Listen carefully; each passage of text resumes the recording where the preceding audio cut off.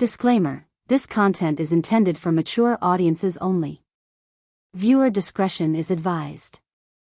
The room was dimly lit, bathed in the warm golden hue of the evening sun filtering through the sheer curtains. I lay there, face down on our soft bed, the faint hum of the ceiling fan filling the quiet. The day had been long, full of laughter, teasing conversations, and shared glances that spoke volumes more than words ever could. My husband, Arif, had been watching me all day with a gaze that held both tenderness and quiet longing, and I could feel the weight of his emotions as he entered the room, steps slow and deliberate. Ours wasn't just any relationship. We were best friends before we were lovers, two souls who found comfort in each other's presence long before romance touched our story. But something about that evening felt different, like the lines between friendship and passion were blurring, merging into something deeper. Something we had always felt but rarely spoken about. Arif, always gentle, always patient, approached the bed, his hand brushing softly against my back, sending shivers through my spine. I could feel his breath near me, slow and controlled, as if he too was savoring this quiet, intimate moment between us. For a long time, we had built our marriage on trust and mutual respect, never rushing, always taking the time to understand each other's needs. But tonight, there was an unspoken hunger between us, the kind that only grows when love is wrapped in years of shared memories and quiet sacrifices. Arif's touch wasn't hurried or demanding, it was slow, respectful, and full of love. He wanted me to feel safe, cherished, and desired all at once. And in that moment, I realized how rare and beautiful our bond was, a mix of deep friendship and tender passion. As I lay there, the quiet intensity of the moment wrapped around us like a soft blanket. Every movement, every touch was a silent conversation between two people who knew each other's hearts better than anyone else. Arif leaned in, his voice barely above a whisper, calling my name not with urgency, but with affection that melted away all my worries. The world outside our little haven disappeared, leaving only the rhythm of our hearts and the warmth of our connection. But just when it felt like everything had aligned perfectly between us, a sudden knock on the door shattered the peaceful air. Arif paused, his eyes meeting mine with a mixture of surprise and uncertainty. Who could it be at this hour? Why now, in this fragile, intimate moment? My heart skipped a beat, caught between the vulnerability of the present and the mystery waiting outside. And so, our story, just like our hearts, hung in suspense, waiting for what would happen next. Arif's eyes lingered on mine for a second longer, searching for reassurance, as the knock echoed again, louder this time. I could feel the warmth of his body so close, yet the chill of the unknown crept into the room. Slowly, he stood upright, brushing his fingers gently along my arm before stepping away. My heart thudded against my chest, torn between the intimacy we had just shared and the sudden tension invading our peace. I pulled the soft bedsheet around me, listening closely as his footsteps faded toward the door. Who could possibly disturb our world at a time like this? From the hallway, I heard a familiar voice, one that instantly sent conflicting emotions rushing through me. It was Mira, my childhood friend, who had always been close to both of us. Her tone was hurried, almost panicked, and for a moment, I couldn't understand why she was here so late. My mind raced through countless possibilities. Had something happened? Was she in trouble? Or was there something she needed to tell Arif, something she couldn't tell me? Arif's calm voice responded, soothing and steady, but too low for me to make out the words. I sat there, confused, wrapped in the comfort of our shared moment yet suddenly distanced by the growing gap between us and this unexpected guest. The story of our marriage wasn't without its shadows. Arif and Mira had a history too, though they always insisted it was nothing more than friendship. But somewhere deep down, I had always wondered if there were feelings left unspoken between them. Tonight, with Mira showing up unannounced, those insecurities crept back into my mind. Was tonight about me and Arif, or was something else pulling him away? Minutes felt like hours as I waited, my thoughts spinning with every scenario. I thought about how life had changed since we got married. Arif had been my safe place, my laughter on bad days, my warmth on cold nights. But love, as I'd learned, wasn't without its complications. People from the past sometimes linger in the corners of your present. I tried to shake off the doubt, reminding myself of the way he had just looked at me, the way his touch spoke of love and not betrayal. But tonight's interruption planted a seed of doubt that I couldn't ignore. Arav finally returned, his face unreadable, closing the door behind him softly.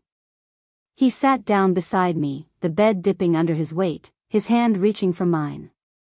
His touch was warm, but I could feel a subtle distance, a hesitation that hadn't been there before.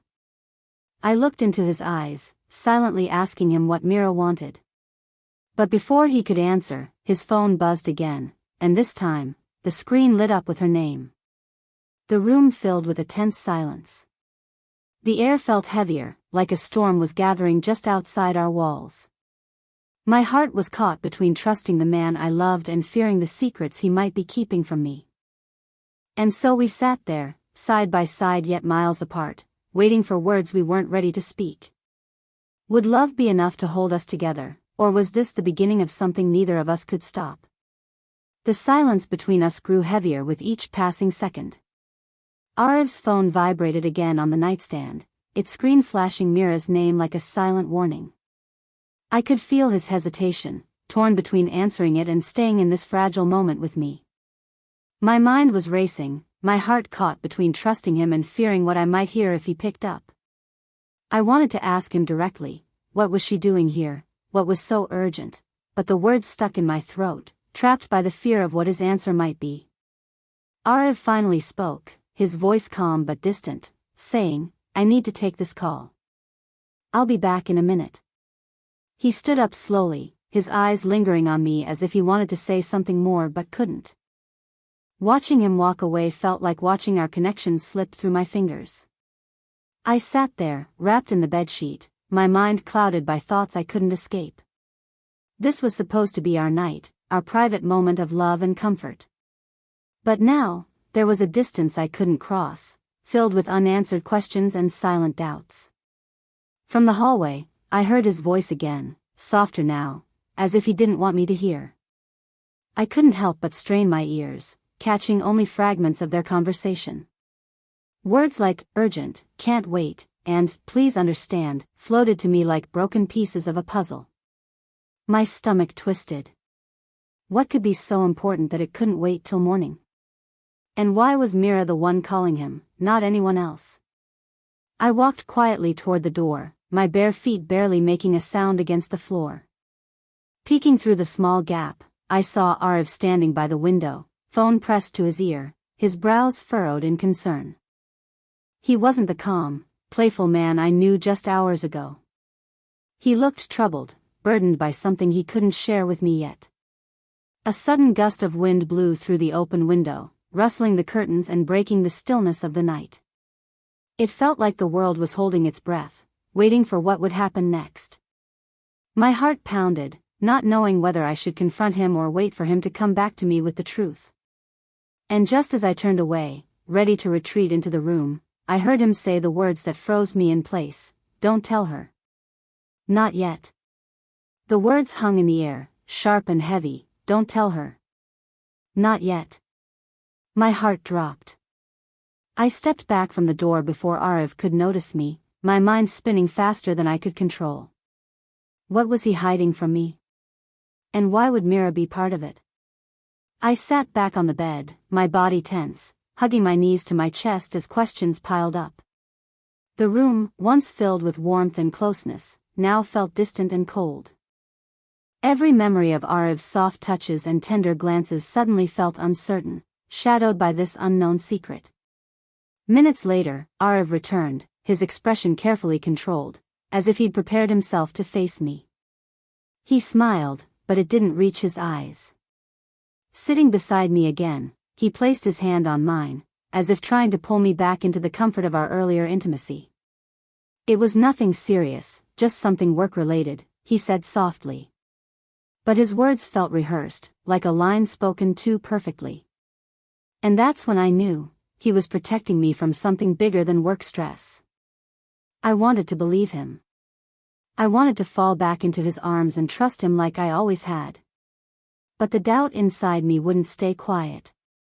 Before I could ask anything more, his phone buzzed again. This time, it wasn't Mira. It was a number I didn't recognize, flashing across the screen with the name Rohan. I had never heard him mention a Rohan before. Arav hesitated, then silenced the call, slipping the phone face down on the nightstand. The way he avoided my gaze only deepened the mystery. And then, another knock at the door. But this time, it wasn't hesitant like Mira's. It was urgent, loud, almost angry. Arav stood up abruptly, clearly unsettled. I grabbed his wrist, unable to hold back anymore. Tell me the truth, Arav. What's going on? Who else is involved in this? My voice trembled between fear and frustration. He looked at me, his eyes softening for a moment, as if he was finally about to tell me everything. But before he could speak, the door burst open. Standing there was a tall figure, a man with a sharp look in his eyes and tension radiating from his stance. Arav, the stranger said, you've run out of time. She needs to know everything now. My breath caught in my throat. Who was this man, and what secret was so big that it couldn't be hidden any longer? Arav's shoulders tensed, his jaw clenched, and for the first time, I saw fear flicker across his face. I realized then that our romantic story wasn't just about love and trust. It was tangled in something far deeper, something that had been building in the shadows of our life together. Arav turned to me, his voice barely a whisper. I wanted to protect you from this, but it's too late now. And just like that, everything I thought I knew about my husband, about our peaceful life, started to unravel. The room fell into a deep silence as the stranger stepped fully inside. Arav stood between us, his face torn between protecting me and facing the truth he could no longer hide. I could feel my heartbeat in my ears, waiting for him to finally speak. Slowly, Arav let out a shaky breath and said, "This is Rohan, my younger brother." The shock hit me hard. Arav had never mentioned having a brother. My mind reeled, struggling to connect the pieces of this puzzle. Rohan's eyes softened slightly when they met mine, but the tension didn't fade. He spoke quickly, his words sharp and urgent. Mira called because I've been in trouble. Arav was trying to protect you from this mess. But hiding it has only made it worse. Arav finally turned to me, his voice steady yet full of regret. Rohan got involved in something dangerous, financial trouble, debts with the wrong people. I've been trying to help him behind the scenes, keeping it away from our life so we wouldn't get dragged in.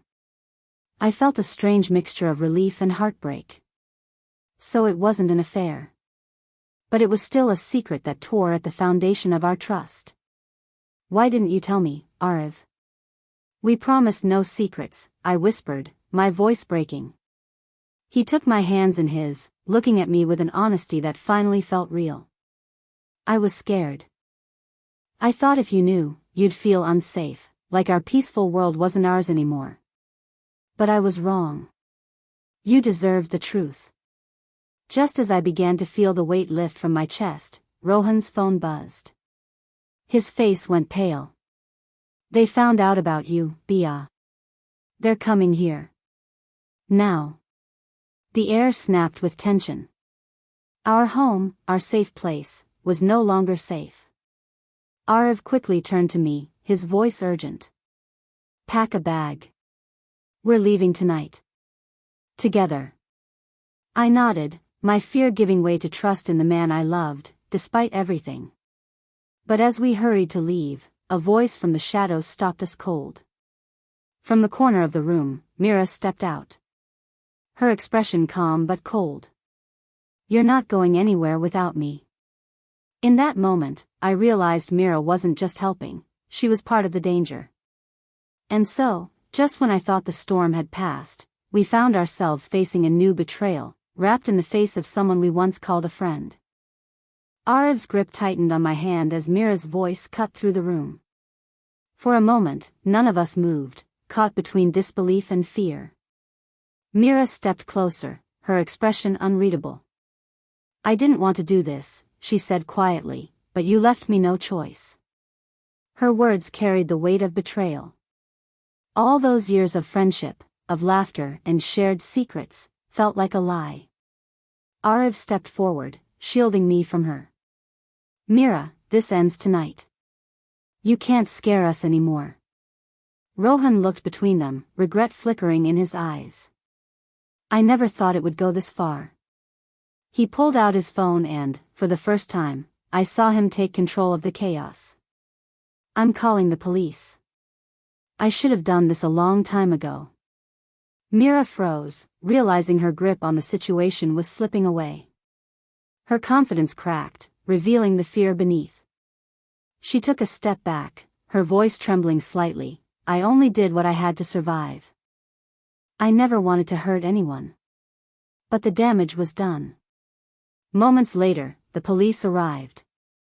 The tension that had held us captive all night slowly loosened as they took Mira away. Arav wrapped his arms around me, his voice a soft promise against my ear. "No more secrets. From now on, we face everything together." For the first time that night, I allowed myself to breathe freely again. Rohan stayed for a while, helping to clear up the confusion, finally showing the brother Arav always tried to protect. There was guilt in his eyes, but also relief. We stood there, the three of us, in the same room where everything almost fell apart, knowing the road ahead wouldn't be easy, but it would be honest. Later, as we sat together by the window, the night quiet at last, Arav took my hand in his. Sometimes the people closest to us have the power to break us. But they also have the power to save us. I smiled softly, resting my head on his shoulder. Our love wasn't perfect, but it was real. And that was enough. So, this was our story, a mix of love, trust, and betrayal, but also redemption. Life doesn't give us perfect moments. It gives us messy ones, where love is tested and trust is rebuilt. I hope our story reminds you to hold on to what matters, even when it feels like everything's falling apart. If you felt connected to our journey, tell me in the comments. Do you think Arav and I should have a sequel? Should Rohan's story continue? I'd love to hear your thoughts and feelings about this ending.